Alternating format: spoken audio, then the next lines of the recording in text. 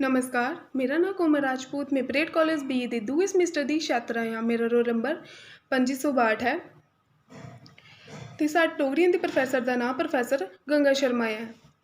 ਜਿਵੇਂ ਕਿ ਸਾਰੇ ਜਾਣਦੇ ਹਾਂ ਕਿ ਰਾੜੇ ਦਾ ਤਿਉਹਾਰ ਚੱਲਾ ਕਰਦਾ ਹੈ ਤੇ ਰਾੜੇ ਦੇ ਤਿਉਹਾਰ ਦੇ ਚਲਦੇ ਸਾਡੇ ਕੋਲ ਪਹਿਲਾਂ मैडम गंगा शर्मा उनके पासियाँ ते मेरे कन्नै पढ़ने आ रही सारी छात्रां दे पासियाँ ते मेरे जानी कि कोमल राजपूत पासियाँ तुसें सारें गी राड़े त्यार दियां मतियां मतियां मुबारखां।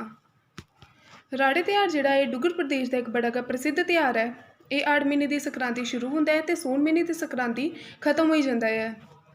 हाड़ महीने की संक्रांति हर दिन कुड़ियाँ अपने अपने भरा की गिनती मुताबिक राड़े लांदियां ने ते राड़े वो घड़े के गलमे च गै लांदियां ने ते एक राड़ा बड़ा भी लांदियां ने जिसे थम्मा राड़ा गलांदियां ने। ये राड़ा घरा दे बड़े जीबा ले लाया जाता है जियां दादा होइए दादा नहीं तो प्यो होई गया प्यो नहीं तो बड़ा भरा होई गया। ये त्यौहार पूरा एक महीना चलता है तो इस त्यौहार के चलते पूरे एक महीना कुड़ियाँ किट्ठियां होंदियां हैं ते इस त्यौहार की रली मिलिए धूमधाम कन्नै मनांदियां ने।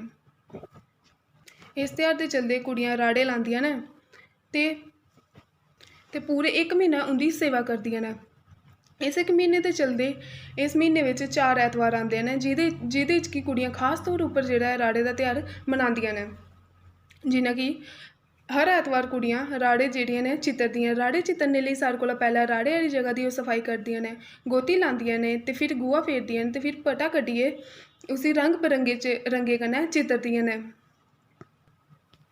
इहदे अलावा इस त्यौहार के चलते कुड़ियाँ बन सवन्ने पकवान बनांदियां ने, स्कूलड़े बनांदियां ने। इस त्यौहार दी मिंजरे का त्यौहार भी गलांदे ने। वो इस करियै कि मन्नेआ जंदा है कि ये जेह्ड़ा त्यौहार है एह् मनाने का एक कारण ये भी है कि बीएं दी परख करना।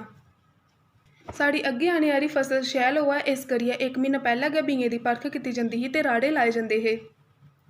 ते इस त्यौहार दी स्कूलड़े का त्यौहार भी आखदे आ। ओह् इस करियै कि कुड़ियां जेह्ड़ियां ने इस त्यौहार के चलते स्कूलड़े भी बनांदियां ने, इस करियै इसी स्कूलड़े का त्यौहार भी आखदे ने।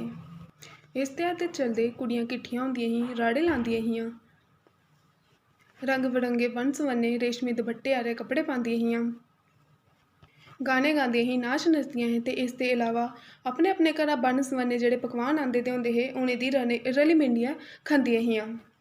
ते एह् जेह्ड़ा त्यौहार है ओह् बड़ी गै धूमधाम कन्नै खुशी कन्नै मनांदियां हियां। राड़े दा जेह्ड़ा त्यौहार है ये खुशियां बंडने का त्यौहार है।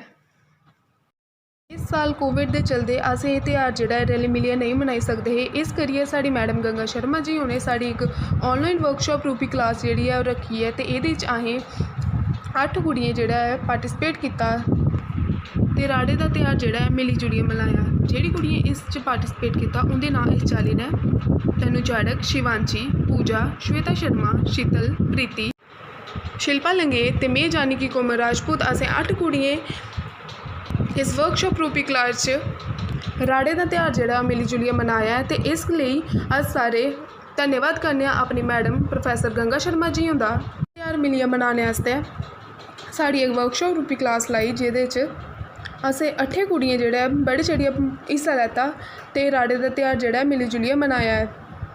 ते एह्दे लेई मैं अपने कन्नै इस वर्कशॉप च जुड़ी दियें सारी छात्राएं का भी धन्यवाद करनी आं जिनें कि इस वर्कशॉप रूपी क्लास च बढ़ी चढ़ियै हिस्सा लैता।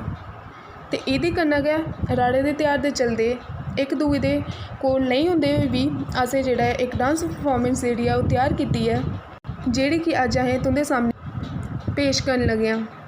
उम्मीद करने आं कि तुसें सारें दी एह् जेह्ड़ी डांस परफॉर्मेंस है ओह् पसंद आऊ। ते आओ फिर शुरू करने आं डांस परफॉर्मेंस।